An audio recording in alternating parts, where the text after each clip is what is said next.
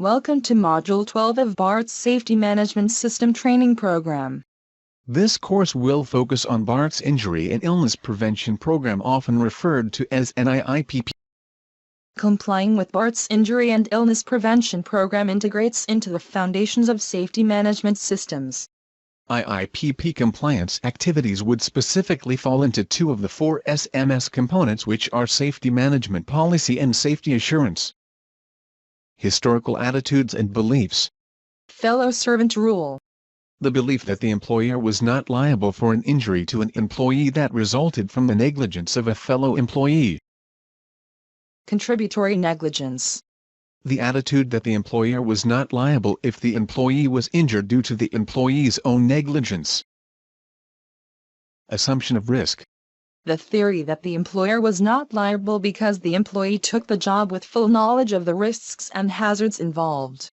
The commonality in these attitudes or beliefs during this time in American industry was one in which the employer was not held liable for the unsafe acts committed by its workers or for the unsafe conditions of the workplace in which the workers practiced their trade. These attitudes or beliefs were the main driving forces behind the unionization of America's workforce and the attempts to have management provide a safer working environment for its workers. Current attitudes and beliefs.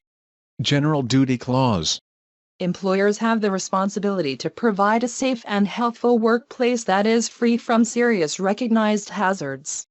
This is commonly known as the General Duty Clause of the OSH Act. Cal-OSHA requirements. California law requires BART to have an effective injury and illness prevention program, IIPP, that includes training and instruction, an effective system for communication. The image displays BART's Injury and Illness Prevention Program. The goals of BART's IIPP.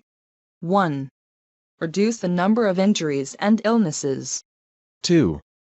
Create a safe and healthy work environment. 3. Prevent or minimize the impacts of operations and services. BART's IIPP is a significant document that contains many safety programs, including but not limited to the following: asbestos management, electrical safety, ergonomics awareness, first aid, fall protection, hearing conservation, lockout tagout, personal protection equipment, hot works, equipment and tools use, material and equipment handling, overhead and mobile cranes, hazardous communications, confined space entry, bloodborne pathogens, heat illness prevention, emergency action plan, industrial truck, respiratory protection, safety inspection program, accident reporting investigating, ladder safety,